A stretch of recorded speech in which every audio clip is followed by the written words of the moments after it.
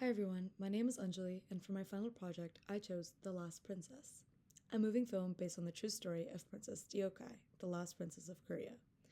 In the next few minutes, I'll share with you the background, cast, story, and my personal insights from the movie.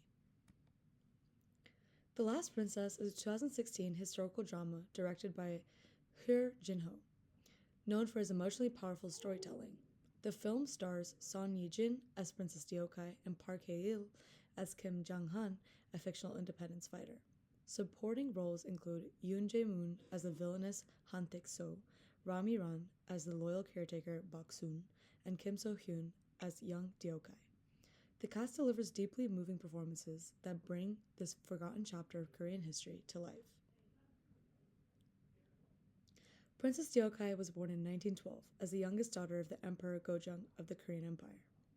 She grew up in the royal court surrounded by tradition, but that life didn't last. In 1925, she was taken to Japan under the excuse of education. It was a political move to weaken the Korean monarchy. In 1931, she was forced into marriage with a Japanese nobleman and began living in a complete isolation. Over the years, she suffered from mental illness, including schizophrenia, and was institutionalized. She eventually returned to Korea in 1962, fragile, nearly forgotten, but still carrying the dignity of her heritage. Her life is one of the most tragic and most powerful stories in modern Korean history. In 1910, Korea was officially annexed by Japan, beginning 35 years of colonial rule. During this time, Korean culture was suppressed, language was banned, names were changed, and education was controlled. The royal family, including Deokai, lost all authority and were used as symbols of obedience. Meanwhile, resistance movements like the March 1st protests formed across the country. The suffering wasn't just physical or political, it was deeply emotional. Princess Deokai became a quiet symbol of that loss, a national identity erased in plain sight. The Last Princess follows the life of Deokai from childhood to her final return to Korea. As a young girl, she's taken from her home and raised in Japan, watched constantly and forbidden from returning. Her life becomes unraveling. Her forced marriage, the disappearance of her daughter, and her growing mental illness all build a portrait of silent suffering. But the film also introduces Kim Jang-han, a fictional character based on real resistance fighters.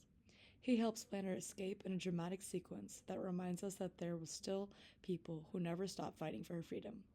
The film ends with her bittersweet return home, not as royalty, but as a human being finally remembered. It's a story about memory, loss, and the quiet power of becoming home.